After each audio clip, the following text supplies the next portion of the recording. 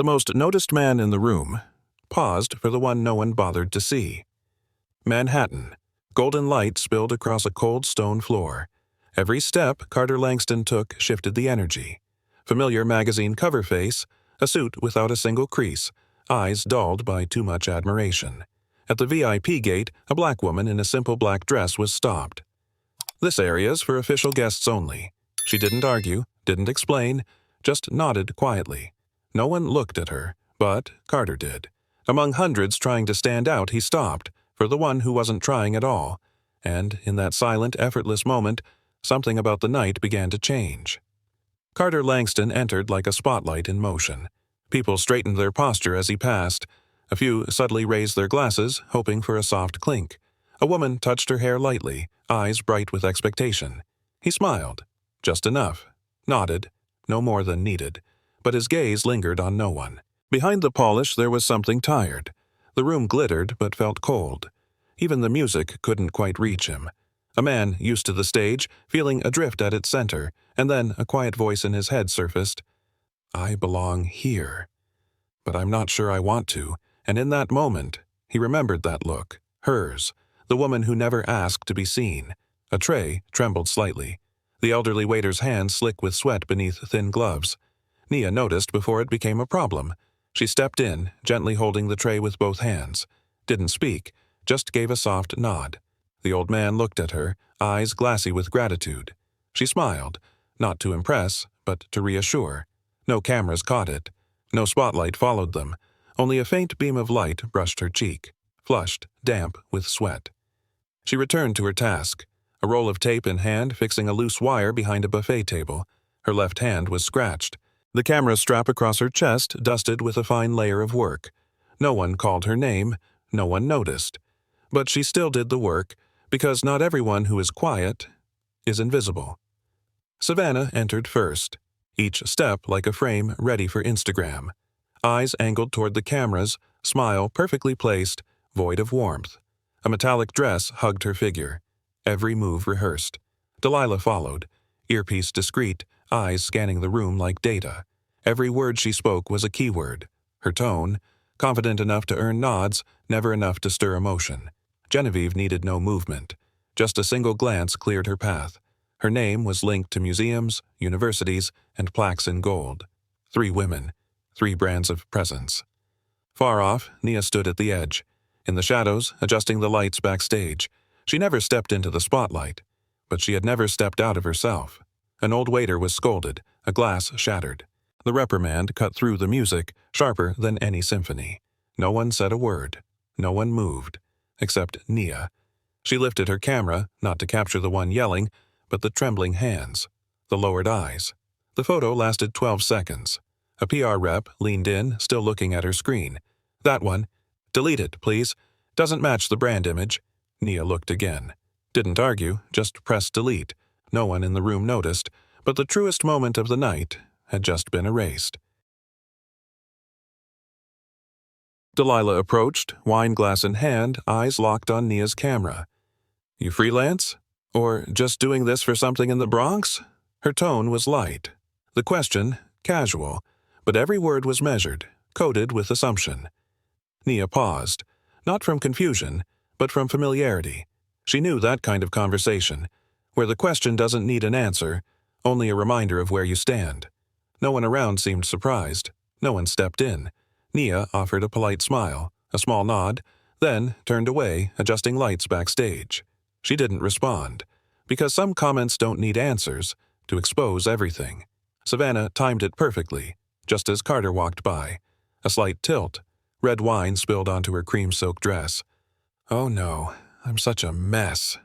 Her voice carried just enough surprise to draw attention. Her face? Perfectly lit. Her pose? Flawless. Carter stopped. He wasn't surprised, didn't scold, didn't linger.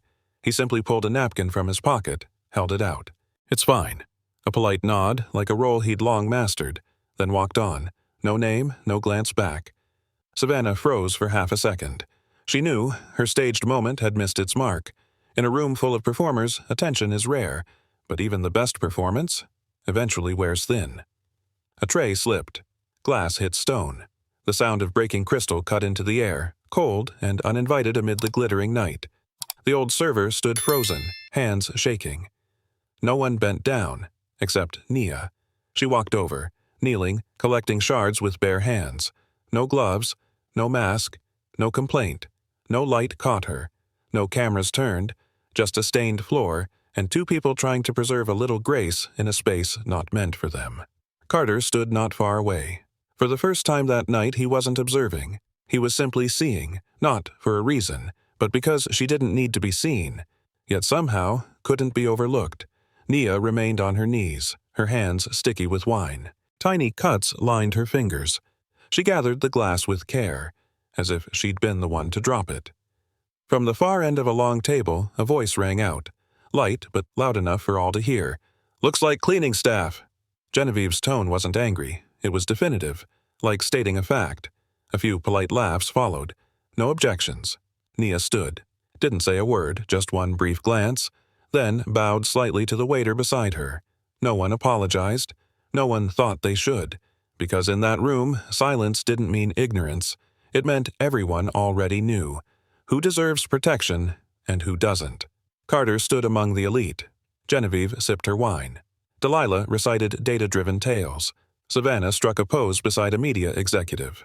Carter nodded out of courtesy, but his eyes had drifted elsewhere.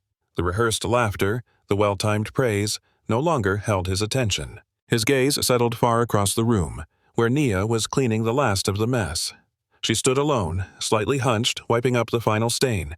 No one noticed her, but he did. And in that single look, the power in the room quietly shifted. What do you think? Was Carter just curious? Or had he for the first time truly seen a person? Drop a comment, your view might just be different.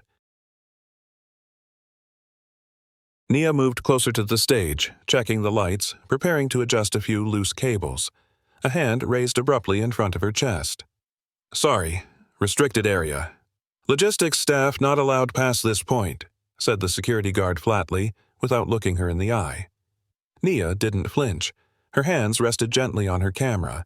Her eyes paused on the dangling wire still unsecured. She was used to being blocked, without reason. But this time, someone stepped forward. "She's with me." Carter stood there. His voice wasn't loud, but it made the air around them stop. The guard looked up, briefly hesitating. Nia turned. She wasn't surprised, but for the first time her gaze landed, clearly, firmly, on Carter's face. Savannah leaned toward Delilah, her wine glass lifted just enough to shield her mouth. "Black girls always try too hard." The words were soft, as if stating a simple fact. No malice, just quiet exclusion. Delilah gave a polite chuckle. Genevieve didn't respond, but her eyes agreed. What they didn't know, someone covering the event for a magazine had accidentally recorded the exchange. 48 hours later, the clip leaked. Blurry angle, no close-up, but the voices, crystal clear. The words spread like ink on silk. The internet didn't need a perfect picture, only the truth. Outrage erupted, hashtags exploded, and the name being dragged wasn't Nia's, it was Savannah's. Money can buy applause, but not when the spotlight hits exactly where it hurts. Carter stood beside Nia, not too close. No light pointed their way. She was fixing the stage lights, eyes never leaving her task. After a pause, Carter said quietly, "You don't have to look at me." Nia looked up, frowning slightly, waiting for the rest, and that's exactly why I saw myself in your eyes. She didn't reply. He looked down, then back up, voice low but steady. "I walked into this room, and everyone tried to catch my gaze, but you didn't. And for the first time, I truly saw someone, without them needing to show me who they were. No flirting, no charm, just a sentence, like he had finally understood something deeply personal. Late, maybe, but not too late to name it." The music dipped to a hush. People murmured familiar stories over half-empty glasses. Then Genevieve rose. Her voice wasn't loud, just clear enough to make nearby conversations pause.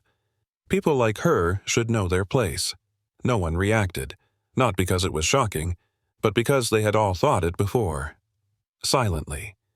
Only this time, the target wasn't invisible anymore. Nia's eyes stayed on the sagging wire. Her hand clenched the plastic clip. She kept working. No turning, no rebuttal, no retreat. She stood tall, eyes on the stage. Silent. Not in surrender, but in a silence so full it made others feel the weight of their own voice. Carter stepped into the center of the ballroom. Conversations thinned. A few glasses hovered midair. He didn't climb the stage, didn't ask for a mic. He just stood, where every eye could see him. His voice was soft, but every word sliced through the stillness. If anyone here needs to leave tonight. A pause. His eyes found the far end of the room, where Nia stood. It's the one who devalues a person, not for how they dress, but for what they carry in their heart. A long silence followed. No applause, no protest, just the realization. That silence until now hadn't meant agreement. It meant no one dared speak first. Until now, and the person who did had power. Carter turned toward Savannah. She still stood near the wine bar, shoulders angled just right, a smile fixed at the perfect tilt, eyes waiting to be called. But his words weren't praise. Just one line. Measured, unmistakable. You've mastered how to stand out, but forgot how to actually see a person. Her smile didn't fall all at once. It slowed, then stiffened. No one laughed with her. She glanced around. No one met her eyes. And when the lights get too bright, even the most perfect mask starts to crack. No exposure needed. Just one person who sees clearly, and one sentence, spoken at the right time. Delilah remained composed, hands clasped, face unreadable, like waiting for a business pitch. Carter looked straight at her, his tone calm, not sharp, but each word landed with quiet precision. You're brilliant at teaching AI to read emotions, but you forgot. Emotions aren't meant to be measured. They're meant to be felt. Delilah's brow twitched. A blink, barely there, but enough to show the words left a mark. She once took pride in her algorithms, but tonight, no data could shield her from the way people looked at her, and no longer believed in what she called understanding. Money may help AI recognize sadness, but if people stop caring, no software can replace a human heart. Genevieve stood upright, chin raised. She'd never been challenged, not in a place with lights and an audience. Carter stopped in front of her. No aggression, no belittling, just clarity. They call you noble, but all I see is someone who thinks she's better, because of her last name, not her heart. No one spoke. Genevieve's stare held, but her pupils shifted, just enough. She didn't step back, but something in her gaze softened, like for the first time she realized, a title can raise you, but it can also trap you behind glass where all you see is yourself, and no one else wants to look back. And sometimes, all it takes is one kind sentence to crack the mask from within. The room went completely still. No more clinking glasses, no more glances toward Carter. For the first time, all eyes turned toward one person, Nia, still by the stage, camera in hand, hair tied back, low-heeled shoes dusted from the floor. No one announced her name. No spotlight turned her way, but she became the center anyway. No longer staff, no longer off dress code, just a full human, with worth that never needed permission. And suddenly, no one mistook her place in the room, because sometimes you don't need to step into the spotlight to shine. You just have to stand firm in yourself, and others will finally see you were never in the background. Carter didn't need a microphone. He walked toward Nia, slowly, like each step meant something. The crowd watched, but he only looked at her. He stopped, and spoke, just loud enough for everyone to hear. I used to think light helped me see people clearly. His voice didn't rise, but each word carried the weight of a realization. Tonight, I learned, when the lights go out, that's when I finally saw a real person. Nia didn't smile, she just looked at him. Steady, calm, no blushing, no flinch, because she never needed to be seen to know her worth. And he, for the first time, looked at someone not to possess them, but simply to understand. Some truths only become clear when every light goes dark. Brooklyn. A small gallery tucked at the end of a quiet street. White walls, worn wooden floors, soft lighting. In the center of the room hung a single photo. No gold frame, no elaborate title, just a moment, once almost deleted. Nia, kneeling beside an elderly server, cleaning the floor. No flash, no staging. Only natural light from a window, falling gently on her shoulder, reflected off the spilled wine glass beside her. Visitors stood still. One leaned closer and whispered, "She didn't know someone took that, did she?" Another replied, "Maybe because she didn't need to be seen. She just needed to do what was right. Some photos don't need filters, because real light always finds what's real. No glittering banners, no celebrities in sight."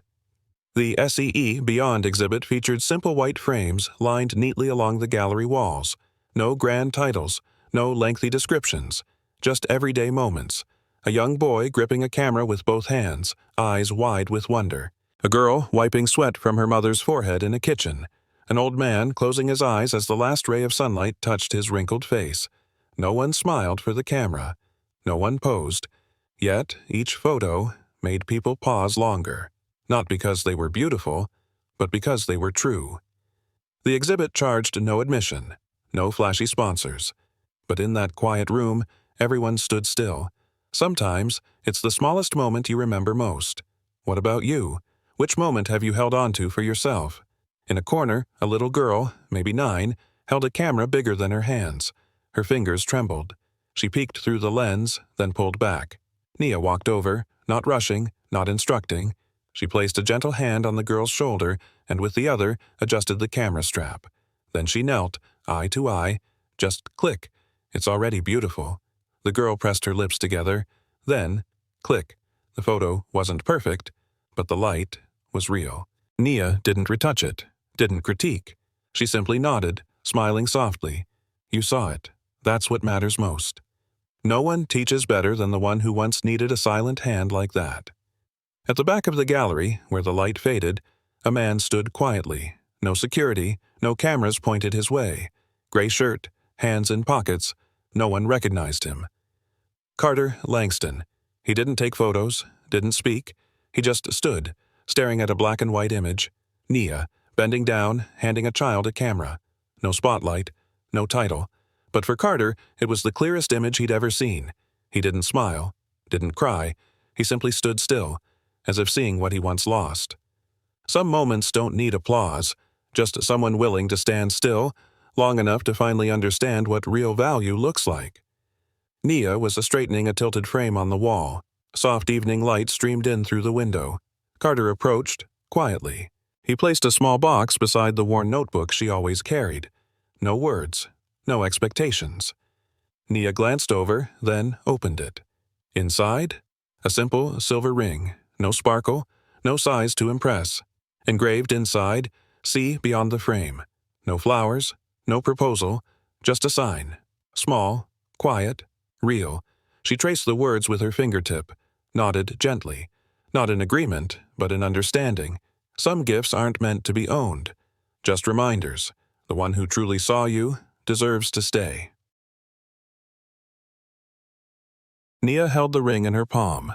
No nod, no tears, just a quiet inhale, enough to steady the feeling rising inside. She didn't ask why. She didn't need a reason.